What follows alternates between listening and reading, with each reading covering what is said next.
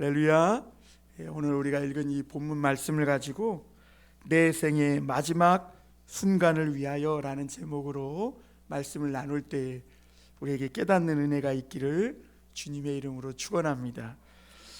오늘 예수님은 드디어 우리 예수님께서 이 땅에서의 이제 마지막 그 남은 생애를 이제 준비하러 예루살렘으로 입성하시는 부분을 담고 있습니다. 여러분들은 여러분들의 생애의 마지막 부분을 어떻게 보내고 싶습니까? 제가 노인 심리학을 좀 공부해 보니까 이 노인들의 심리가 굉장히 복잡하고 우울하고 힘들다 그래요. 생애 처음 겪어보는 이 늙어감이 적응도 안 될 뿐만 아니라 예전에 가졌던 그 힘, 젊음, 그 외모의 어떤 아름답고 멋들어짐, 그런 것들이 사라지고 그리고 점점 힘이 약해지면서 이 마음이 굉장히 침울하고 우울해지고 그래요. 그리고 특히 이 노인이 되면 어디에서 또 일도 안 시켜주니까 할 일이 없어서 서울 같으면 이 탑골공원에 가면 얼마나 많은 노인들이, 또 지하철을 타보면 그 2호선 순환선이잖아요. 거기에 노인들이 얼마나 많이 앉아 있는지 몰라요. 요즘은 여기 송도로 가는 그 인천행 기차가 이제 그 수원에서 생겨가지고 그것 타고 인천까지 왔다 갔다 하는 어르신들도 많이 생겼다 그래요. 그만큼 노인 심리가 힘들고 어렵다는 거예요. 그래서 이 인생의 마지막 부분에 이르러서는 우리가 더욱더 뭔가 집중할 수 있는 일이 필요하답니다. 여러분 무슨 일을 하겠어요? 주님이 무슨 일을 하다가 하나님 나라 오면 가장 기뻐할까요? 여러 생각을 해봤는데 뭐 어떤 사람은 회고록을 쓴다. 회고록 그 사람 죽으면 안 읽습니다. 저도 정치인들이 몇 권 준 거 다 쓰레기통에 넣어버렸어요. 안 읽습니다. 그리고 집 짓는 거 내가 집 져놓고 딴 사람이 살아요. 농사 져놓죠. 다 다른 사람이 파먹습니다. 그래 뭐 하는 게 좋으냐? 성도는 아주 좋은 가죽으로 된 노트를 사요. 그리고 우리 또 김정희 집사님 같은 경우 명필이잖아요. 성경 필사를 하는 겁니다. 성경 필사를 하다 보면 은혜를 받아요. 그리고 필사를 하다 보면 내가 이렇게 눈으로 읽을 때는 보이지 않던 부분들이 들어오게 됩니다. 그래서 곱게 써서 내 생의 이 계시록까지 쓰리라. 수정하지 않고 틀리면 깨끗이 다시 해서 그래가지고 그거를 자녀들에게 딱 주는 거예요. 그러면 자녀들이 부모가 돌아가신 후에도 야, 우리 부모는 하나님을 믿는 사람이었어. 우리 부모는 정말 말씀을 사랑하는 부모였어. 그러면서 그들이 인생의 곤고한 날에 빠졌을 때 부모님을 생각하며 하나님께 돌아오는 역사가 있지 않겠어요? 그래서 우리가 인생의 마지막 부분에 성도라면 그렇게 말씀을 사랑하고 또 기도하며 그렇게 그런 일에 집중하며 살아갈 수 있으면 참 복되겠다, 이런 생각을 해봤습니다. 그래서 오늘 저는 이 예수님이 그 생애 이 땅에서의 마지막 시간을 어떻게 보냈는지를 한번 우리가 살펴보면서 예수님이 걸으셨던 그 노정을 우리가 오늘 말씀을 통해 함께 걸으면서 나는 내 인생의 마지막 부분을 위하여 어떻게 지금 준비하고 길을 갈 것이냐, 주님을 따라가는 그런 삶을 우리가 이 시간에 깨닫고 또 함께 따라갈 수 있는, 주님과 함께 걸을 수 있는 그런 우리 삶이 될 수 있기를 바랍니다. 오늘 예수님은 책을 쓰거나 뭔가 기념비적인 일을 하지는 않았어요. 만약에 예수님이 책을 썼다면 그 책이 아주 그냥 세상에서 아주 놀라운 그 일이 되겠죠. 하나님처럼 아마 많은 사람들의 숭배의 대상이 되지 않았을까.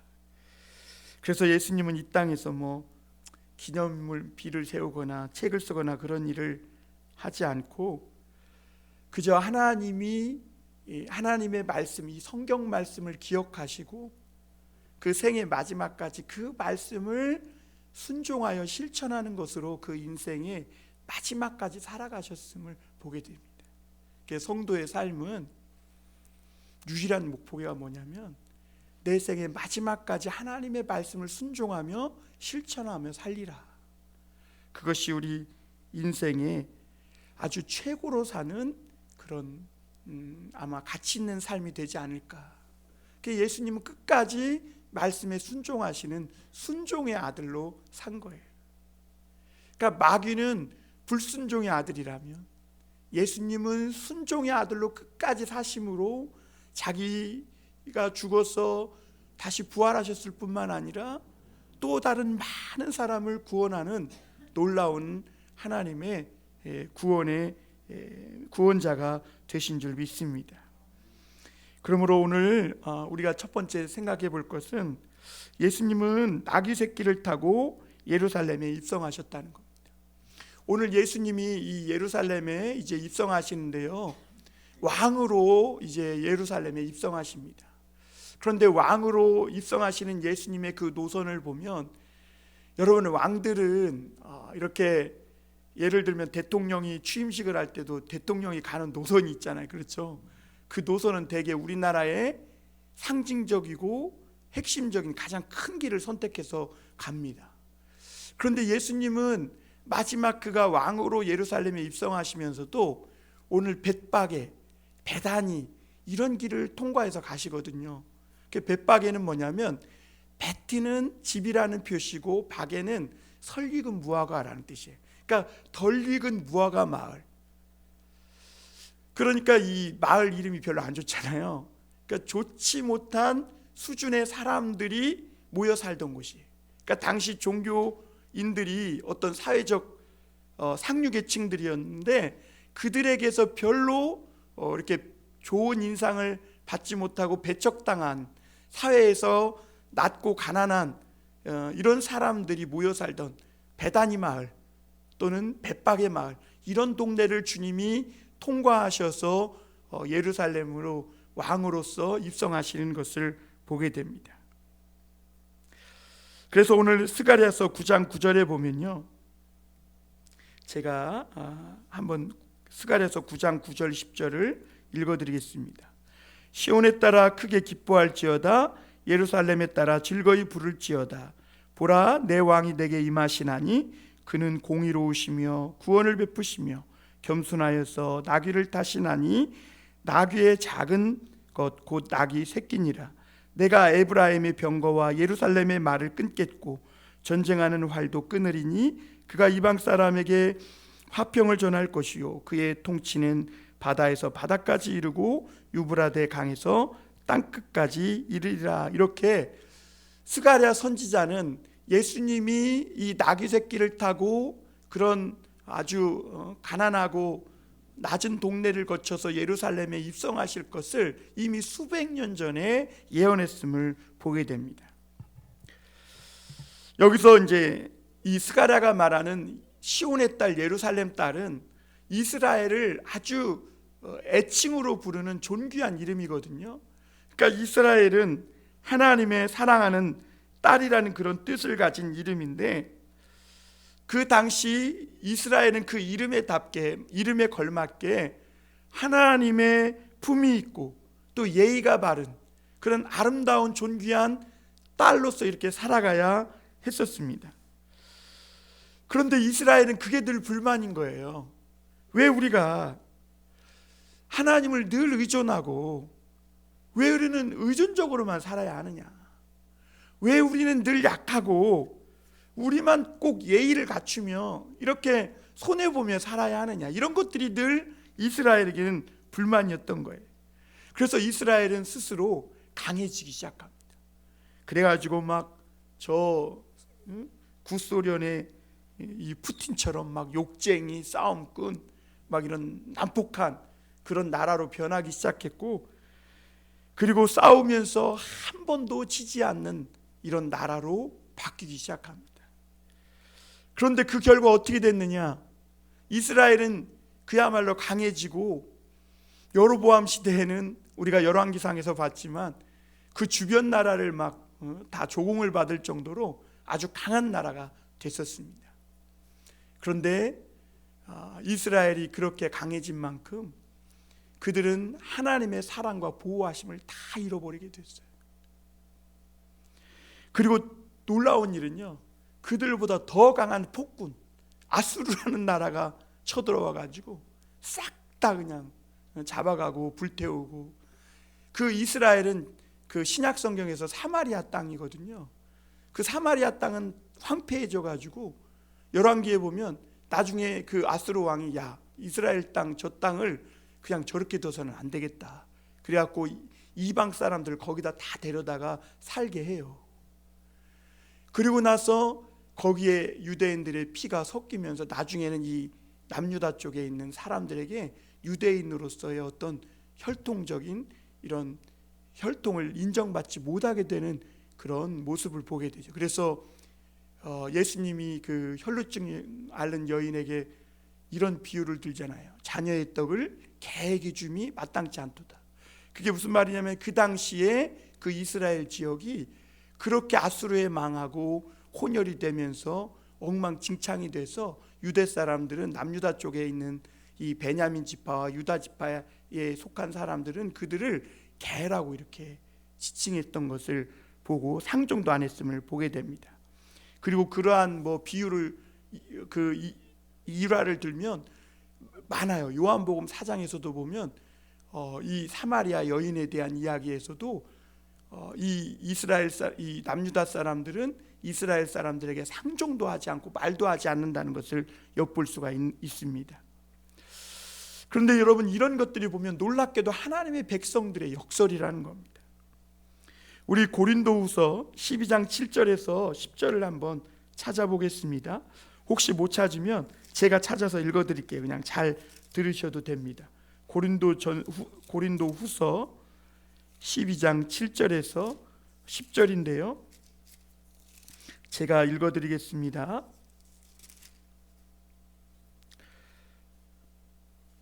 여러 계시를 받은 것이 지극히 크므로 너무 자만하지 않게 하려고 내 육체에 가시 곧 사탄의 사자를 주셨으니 이는 나를 쳐서 너무 자만하지 않게 하려 하심이라. 이것이 내게서 떠나가게 하기 위하여 내가 3번 주께 간구하였더니 나에게 이르시기를 내 은혜가 내게 족하도다. 이는 내 능력이 약한 데서 온전하여 짐이라 하신지라. 그러므로 도리어 크게 기뻐함으로 나의 여러 약한 것들에 대하여 자랑하리니 이는 그리스도의 능력이 내게 머물게 하려 함이라. 그러므로 내가 그리스도를 위하여 약한 것들과 능욕과 궁핍과 박해와 곤고를 기뻐하노니 이는 내가 약한 그때에 강함이라. 할렐루야. 여러분, 왜 예수님이 백마, 김정은도 타는 이 백마를 타지 않고 왜 나귀 새끼를 타고 갔을까요? 세상은 백마를 타고 들어가야 와 합니다. 그러나 여러분, 그것은 하나님의 나라의 방법이 아니라는 것을 예수님은 잘 아세요. 그리고 하나님의 이 백성들에게도 마찬가지죠. 하나님의 백성들이 강하여지고 스스로 힘이 있다 할 때는 오히려 약해지고 짓밟힙니다. 그러나 오히려 짓밟히고 박해를 받고 곤욕을 당할수록 하나님의 백성들은 언제나 더 강해지고 또 부흥하고 그곳에 하나님의 강한 성령의 역사가 있었음을 보게 됩니다. 그러면 오늘날 우리 한국 교회를 보면서 왜 이렇게 힘이 없는가를 분명히 알 수 있겠죠. 왜요? 너무 배부른 것입니다. 너무 강한 거예요. 너무 말빨이 세. 교회가 너무 힘이 많아. 돈도 많으니까 경제력도 너무 커요. 정치인도 너무 많이 아니까 막 선거판을 흔드니까 막 정치인들이 선거 때만 되면 오지도 않던 교회를. 그러니까 정치인들은 오지만 예수님이 못 오는 거예요. 교회. 역사가 안 일어나요. 여러분, 우리가 읽은 이 고린도후서 본문은요, 사도 바울이 늘 그를 괴롭히는 그런 막 끊어지지 않는 이 질병이 있었거든요. 이 사람들 앞에서 말씀을 전하는데 이 창피스러울 정도로 괴롭히는 질병이에요. 그러니까 하나님 앞에 이걸 없애달라고 막 이게 없어져야 복음도 더 많이 전하고 더 많은 사람을 구원할 것 아닙니까 주님? 그래 기도했겠죠. 그랬더니 주님이 너에게 베푼 은혜가 그 정도면 족하다. 너 너무 자고하지 않게 하려고 가시를 주었으니까 너무 자만하지 말라는 거예요. 그리고 사도 바울은 그제서야 그걸 통해 내가 약할 때 강함이 나오는구나. 내가 약하니까 그리스도 외에 다른 걸 붙잡지 않게 되는구나 라는 것을 깨닫고 약할 때 곧 강함이다 라는 것을 이 고린도 교회에 전하고 있는 거죠. 여러분, 우리가 연약할 때 하나님이 우리를 사랑하시고 불쌍히 여기시고 우리 그리스도인들에게서 진정한 강함과 진정한 십자가의 능력이 나오는 줄 믿습니다. 교회가 사람이 많이 모여서 힘도 있고 말빨도 세고 입씨름해서 막 말싸움에서 항상 이기고 그게 교회가 보기 좋을까요? 세상에서 막 물론 부당한 일을 당해요. 그런데 막 나가서 같이 싸우고 으쌰으쌰해서 이기고, 여러분 다른 거는 괜찮아. 그런데 교회가 그러면 그게 교회가 보기 좋을까요? 정치적인 교회, 싸움에서 지지 않는 교회, 하나님 그런 교회 안 좋아하신다는 거예요. 이스라엘 백성이 이것을 깨닫고 품위 있게 하나님의 사랑받는 귀한 딸로 살기까지는 수백 년의 시간이 걸렸습니다. 온갖 나라에게 고생하고 짓밟히고 낮아지고 해서 약할 때 강함된다는 것을 그제서야 조금 깨달은 겁니다. 그래서 이 이스라엘 백성들은 다시 하나님을 붙잡아요. 그러니까 그 이스라엘 백성들에게 다시 하나님은 약속을 주셨고, 그 약속대로 오늘 메시아가 정말 약한 모습으로, 겸손한 모습으로, 나귀도 아니에요, 나귀 새끼를 타고, 여러분 그 모습을 보면 정말 우습잖아요. 그렇게 아주 세상에서 그늘지고 어두운 가난한 사람들이 살던 그 동네를 지나면서 예루살렘 성의 왕으로 입성하시는 것을 보게 됩니다. 그러니까 이 이스라엘은 어느새 또 이 메시아를 알아보지 못합니다. 왜냐하면 메시아가 그들의 생각대로 오지 않았기 때문에 그래요. 메시아를 알아보려면 어떻게 알아볼 수 있을까요? 오늘 분명히 스가랴는 메시아는 말을 타고 오지 않는다 그랬어요. 뭘 타고 와요? 나귀. 그것도 나귀 새끼를 타고 온다고 분명히 성경에서 말씀하고 있어요. 왜냐? 말은 전쟁을 상징합니다. 말은 전쟁을 상징. 나귀는 평화를 상징. 그 예수님이 만약 그 당시에 말을 타고 입성했다면요, 다 죽었습니다. 왜냐하면 그 당시 이미 로마 장군들이, 오늘 말씀에 보면 예수님이 예루살렘에 입성할 때 온 성이 소동했다 그랬거든요. 그래서 로마 장군들은 길을 앞세우고 이 예수님이 입성하시는 것을 지켜보고 있었습니다. 그리고 그런데도 불구하고 나중에 유대인들은 이 예수님을 정치범으로 몰아서, 반역자로 몰아서 이렇게 예수님을 십자가에 처형하도록 몰아가고 있지 않습니까? 그런데 이때 당시에 왜 로마 군들이 이 예수님에게 손을 대지 못했냐면, 예수님의 입성하시는 그 나귀 새끼를 타고 들어가는 모습을 보면 인간적으로 보면 너무 우스운 거예요. 이 돈키호테도 아니고, 거기다가 붉은 레드카펫이 아니라 사람들이 벗어놓은 옷가지들을 막 깔고, 깃발도 아니고 여기저기서 나무까지 이렇게 종려나무 손가락같이 된 이 종려나무 흔들면서 그거 얼마나 우스웠겠어요. 그러니까 주님은 평화의 왕으로 이 예루살렘에 지금 임하고 계신 것입니다. 그래서 스가랴 선지자는 앞으로 메시아가 올 텐데 그 메시아는 나귀 새끼를 타고 오셨어. 아까 우리가 스가랴서 9장 10절에 읽은 것처럼 그분은 오셔서 예루살렘의 말을 끊겠고 전쟁하는 활도 끊으리니 그가 이방 사람에게 화평을 전할 것이요. 그 당시 여러분, 이스라엘은 로마의 지배에 있었지만 항상 이스라엘은 열광에 둘러싸여 있었습니다. 그러니까 늘 불안과 두려움 속에, 그런데 이 예수님은 나귀 새끼를 타고 늘 전쟁의 공포와 두려움 속에 사는 이 이스라엘 백성들에게 너희에게 평화가 올 것이라임을 상징적으로 이렇게 입성하는 모습을 통해 보여주고 계신 겁니다. 이 메시아신 예수님은 세상의 군왕과 달리 겸손하시고 진정한 평화의 왕으로 오신 줄 믿습니다. 오늘도 우리에게 그렇게 오시길 원합니다. 저는 오늘 저 전쟁이 있는 그 땅에도 평화의 왕이신 예수님이 오시기를 기도합니다. 총과 칼, 힘과 권력이 아닌 이 땅에 하늘의 평화를 주시기 위해 이 오신 예수님, 그 예수님이 있는 곳마다 전쟁이 그쳐지고 다툼과 분열과 증오가 사라지는 역사가 있는 줄 믿습니다. 여러분, 크리스마스 정전이라고 혹시 들어보셨어요? 그 세계 제1차 세계대전 때 크리스마스 정전이라는 그런 스토리가 있어서 제가 좀 발췌를 했는데 조금 한번 들어보셔요. 제1차 세계대전이 한창이던 1914년 크리스마스를 앞두고 서부 전선에서 있었던 일이라고 합니다. 이 서부 전선에 프랑스와 영국군이 그리고 독일군이 대치하고 있었는데요, 그 대치한 장소가 노맨스랜드, 남자가 없는 땅이라 그런가, 하여튼 노맨스랜드입니다. 그런데 그들이 서로 대치하며 참호 속에 있는데 이 참호가 얼마나 비참한지, 그 땅이 진흙 땅이어가지고 막 이와 온갖 벌레와 들쥐가 들끓어가지고 막 온갖 전염병이 창궐하고, 그리고 겨울이 되면 동상을 걸려서 막 죽어가는 그런 병사들이 많았다는 거예요.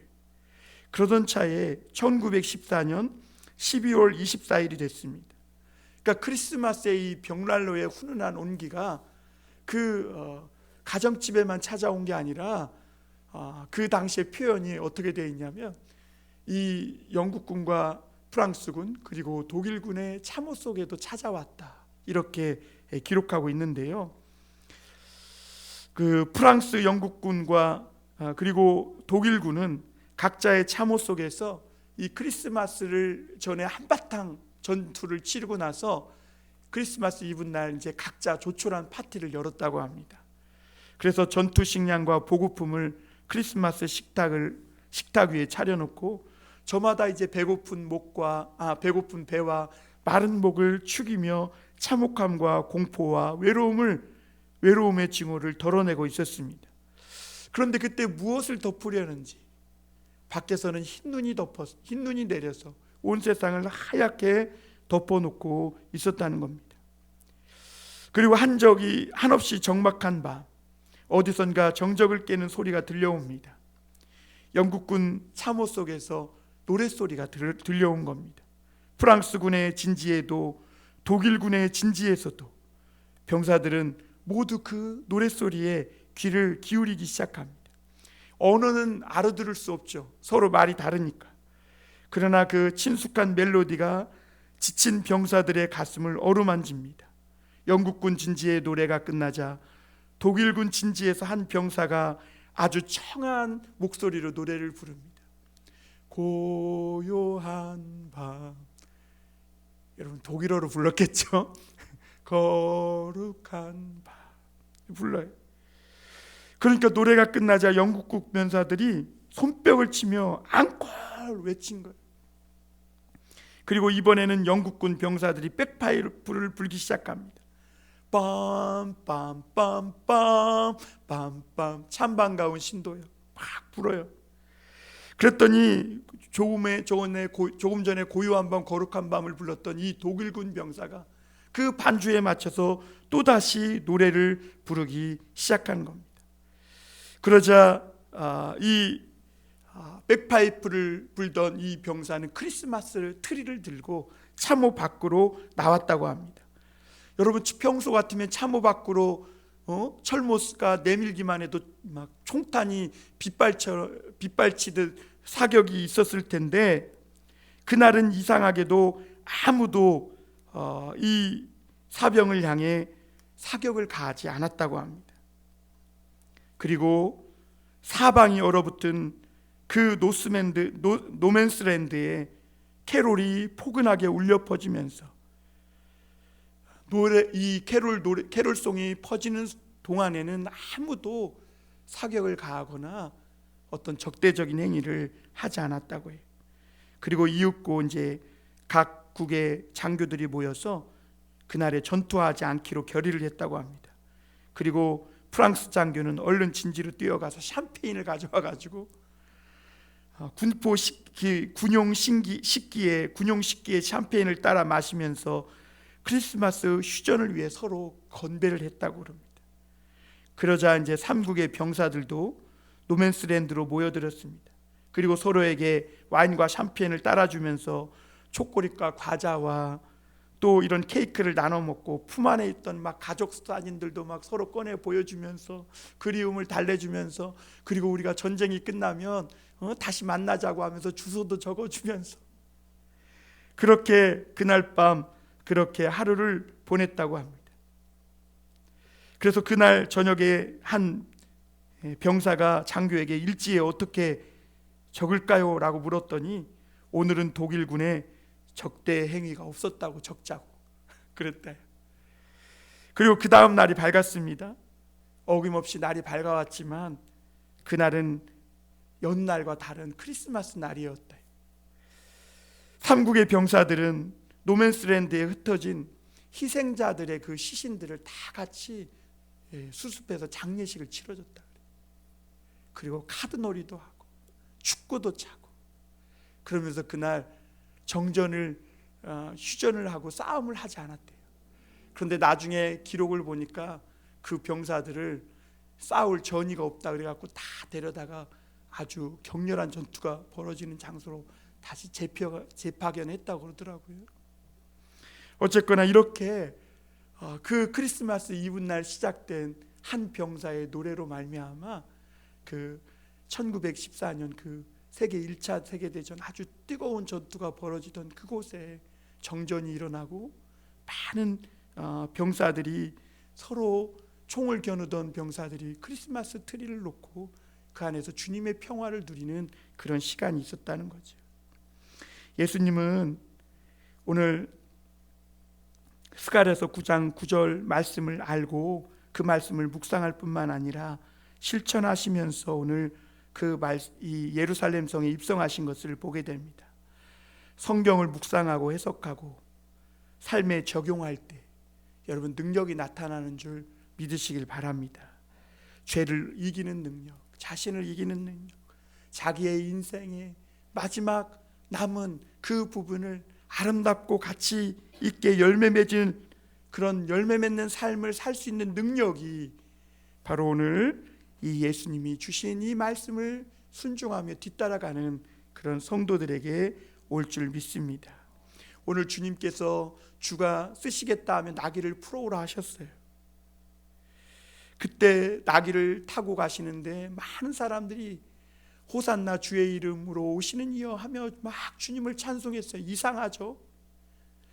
바루가바 부시엠 아도나이 막 이것을 외치면서 주님을 따라가는 거예요. 여러분 사실 주님이 이렇게 타고 오시는 모습을 상상해 보세요. 얼마나 우습습니까? 그러나 이상하게도 아무도 주님을 놀리거나 주님을 조롱하거나 이런 사람이 아무도 없고 모두 다 바루가바 부시엠 아도나이 호산나 주의 이름으로 오시는 이여 송축하리로다 이렇게 외치며 메시아가 오셨다고 기뻐하고 환호하는 것을 보게 됩니다. 그러나 오늘 15절 16절에 보면 이 외침과 함성은 오래가지 않습니다. 왜냐하면 이 예수님을 모든 행동을 이상하게 바라보는 대제사장과 서기관들이 이 모든 일에 분노했기 때문입니다. 그러나 어린아이들은 멈추지 않고 끝까지 마치 서동요를 부르듯 바루카바 부시엠 아도나이 외치고 부르고 있음을 보게 됩니다. 이날은 참으로 이상한 날이죠. 예수님이 나귀를 풀어오라고 해서 풀어가는데도 다 그냥 줘요. 그리고 예수님의 이 예루살렘 입성하는 모습도 이상하고 그 모습을 보고 조롱하지 않고 오히려 메시아가 오셨다고 송축하고 환호하는 그런 어린아이들과 군중들의 모습도 이상하고 모든 것이 다 이상합니다. 메시아의 노래가 나귀 새끼를 타고 오시는 예수님을 향해 막 울려 퍼지고 있고 그러자 종교에 갇힌 형식과 껍데기만 남은 사람들은 분노하고 그리고 그 모습을 오히려 이상한 일로 보고 항의합니다. 메시아의 노래를 부르는 사람과 어린아이를 꾸짖으며 그 일을 이상한 일로 보는 두 행렬이 오늘 있게 되는 것을 보는 것이죠. 여러분, 예수님이 이 땅에 다시 오실 때도 이러한 행렬이 있을 겁니다. 그 주님 앞에 부끄럽지 않는 삶 우리 살아가실 수 있기를 주님의 이름으로 축원합니다. 또 한 가지 우리 생각해 볼 것은 예수님이 성전을 깨끗게 하신 겁니다. 당시 성전은 편리와 편의를 제공한다는 핑계로 대제사장과 서기관들은 엄청난 이득을 챙기고 있었습니다. 예수님은 그걸 제일 싫어하셨어요. 성전은 기도하는 곳이고 죄인이 죄 용서받고 새 인생을 찾는 곳인데 너희들이 성전을 강도의 소굴, 예레미야는 강도의 구려를 만들었다, 이렇게 책망하셨습니다. 그러니까 너희들은 지금 이 성전을 위선 덩어리, 거짓 덩어리로 만들어 버렸다는 겁니다. 그럼 그 말씀을 들은 대제사장과 서기관들은 어떻게 해야 됩니까? 믿음으로 긴장해 있고, 그리고 이 일을 하면 엄청난 이익이 남는 것은 알고 있지만 그럼에도 불구하고 하지 말아야 되는 거예요. 왜냐하면 그 당시 성전에 통용되는 세금은 세겔이라는 그 다른 데서는 통용되지 않는 돈을 사용했거든요. 그러니까 그것을 환전하려면 엄청난 돈이 필요한 거예요. 왜냐하면 한 배 반, 1.5배나 더 붙여 먹어, 50%나 더 붙여 먹었거든요. 그리고 그 당시 예루살렘에 6월절이 되면 디아스포라, 흩어진 유대인들이 약 100만에서 200만이 모였는데 월드컵은 저리 가라예요. 그 많은 인원들이 모여서 제사를 드리니까 양과 돈 바꾸는 사람, 이런 사람들로 장사진을 이루었는데 이 기득권자들이 그 벳박의 그 주변에 양을 치던 그 사람들에게서 사서 오는 그 모습을 보고 그 이권을 다 성전 안으로 들여와서 자기가 다 가져버린 거예요. 그러니까 예수님은 오랫동안 그 모습을 보시다가 이제는 도저히 보지 않으시고 채찍을 만들어서 그 모든 것들을 뒤집어 엎으시고 책망하고 계신 것이죠. 여러분, 대제사장들과 서기관들은 이 일을 많은 이익이 남는 것을 알지만 그들이 할 일은 아니었습니다. 대제사장들과 서기관들은 오히려 이 주님의 책망을 듣고 기도하고 성경 가르치는 일에 전념해서 이 예배가 진정한 예배가 될 수 있도록 하는 것이 그들의 임무였음을 우리가 보게 되죠. 그러나 그들은 그렇게 하지 않았음을 보게 됩니다. 그래서 예수님은 그 모든 상과 환전하는 것들을 엎으시고 성전을 청소하신 것을 보게 됩니다. 이것은 예수님이 혈기를 부른 것이 아닙니다. 오랫동안 성전을 지켜보시면서 마지막으로 그의 인생에 행하실 일이 하나님의 성전을 깨끗게 하심으로 이곳에서 많은 사람들이 기도하여 하나님을 만나고 회복되는 일이 있기를 바라는 마음으로 성전을 정화하는 일을 하신 줄 믿습니다. 그래서 여러분, 이 일이 이 입상이만 무성했던 이 무화과 나무를 저주하는 일까지 이어지는 것을 보게 됩니다. 오늘 예수님은 이 성전에서 예수님께 나오는 안진뱅이와 맹인들을 고쳐주시는 것을 보게 됩니다. 여러분, 이 교회가 성전이 해야 할 일이 뭘까요? 죄인들이 와서 기도하고 용서받고, 이렇게 맹인과 저는 자들이 와서 병고침 받고, 그리고 인생에 실패한 자들이 새 인생을 찾을 수 있도록 하나님의 은혜와 말씀을 선포하는 것이 교회요 성전인 줄 믿습니다. 그러므로 우리 교회, 우리 성전도 기업의 이미지를 풍기는 교회가 되지 않도록 조심해야 합니다. 무슨 사업을 하든지 교회는 교회로서의 본래의 소명을 다할 때 그 모든 일들이 가치 있고 또 하나님의 영광을 드러내는 일이 될 줄 믿습니다. 그러므로 여러분, 교회는 학원도 아니고 정치하는 곳도 아닌 것을 잊지 마시길 바랍니다. 삶에 갇힌 자들이 와서 복음을 듣고 예수님을 만나 무엇보다 사람이 변화되고 그리고 새 힘을 얻는 곳이 될 수 있도록 기도해 주시길 바랍니다. 우리 한 가지 더 보면 예수님은 하나님의 위대한 약속을 오늘 주시는 것을 보게 됩니다. 오늘 예수님은 이른 아침 나오시면서 시장하셔서 무화과 나무를 보셨는데 입이 무성한 거예요. 그래서 가서 뭐 열매를 먹을 게 있을까 해서 갔더니 열매가 없는 겁니다. 그런데 예수님이 그 열매 없는 무화과 나무를 저주하셨어요. 그래서 사람들은 이 예수님의 행동을 보고 예수님의 윤리성을 의심하기 시작합니다. 무화과 나무 편을 드는 겁니다.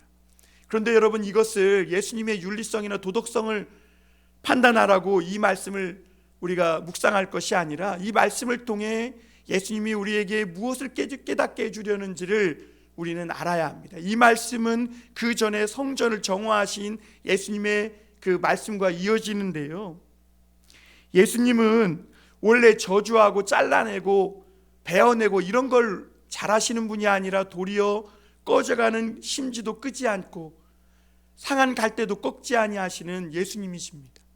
그런데도 오늘 왜 이런 일들을, 왜 무화과 나무를 이렇게 저주하시는가?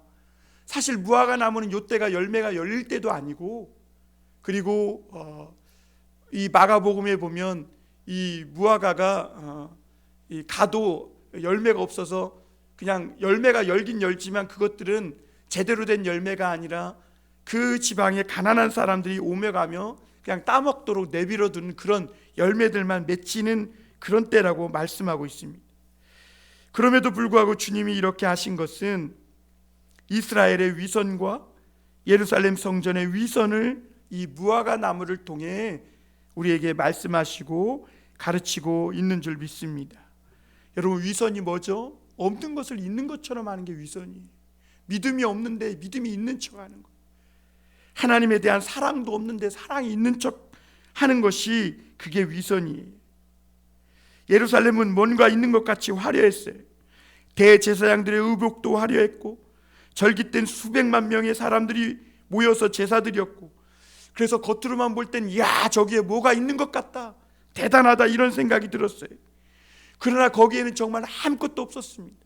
대제사장들과 서기관들은 성전에서 저는 자들과 맹인이 있어도 그들에게 새로운 삶을 찾아주는 이 성령의 열매, 하나님의 은혜의 열매를 단 하나도 맺지 못하고 있었음을 보게 됩니다. 도리어 그곳은 강도의 소굴이었어요. 기대는 잔뜩 가지게 했지만 그 당시 예루살렘 성전은 성령의 열매를 단 한 가지도 맺지 못하고 있었음을 보게 됩니다. 예수님은 그런 종교의 위선을 저주한 겁니다. 왜냐하면 무화과 나무는요, 이 이스라엘의 신앙, 종교를 의미하거든요. 이 포도나무는 이스라엘의 기쁨, 어떤 영적 부흥을 상징해요.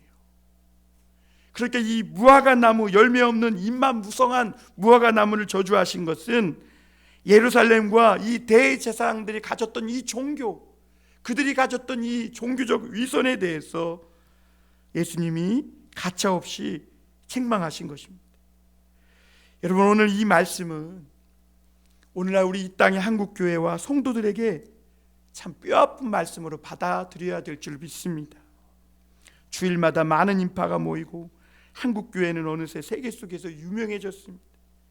성공한 것 같고, 정말 저 큰 교회 가면, 거기 가면 나도 뭐가 될 것 같고, 거기 가면 나도 무언가가 성공할 것 같고, 나도 잘 될 것 같은 그런 유혹을 받습니다. 그래서 많은 사람들이 실제로 그런 큰 기대를 걸고 건물도 화려하고 많은 사람이 모여드는 그런 성전, 그런 교회로 갑니다. 그러나 거기엔 정작 아무것도 없습니다. 없는 걸 없다고 하면 위선이 아닙니다. 교회가 교인들에게 오늘날 무엇을 줄 수 있고 무엇을 주어야만 하는지 우리 교회는 생각해 봐야 합니다.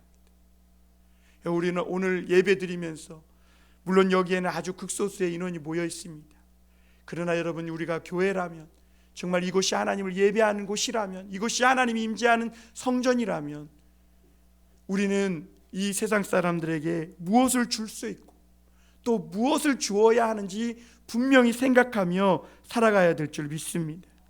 여러분, 교회가, 성전이 줄 수 있는 건 하나님 말씀밖에 없는 줄 믿습니다. 왜냐하면 살리는 것은 영이니 육은 무익함이라 그랬거든요.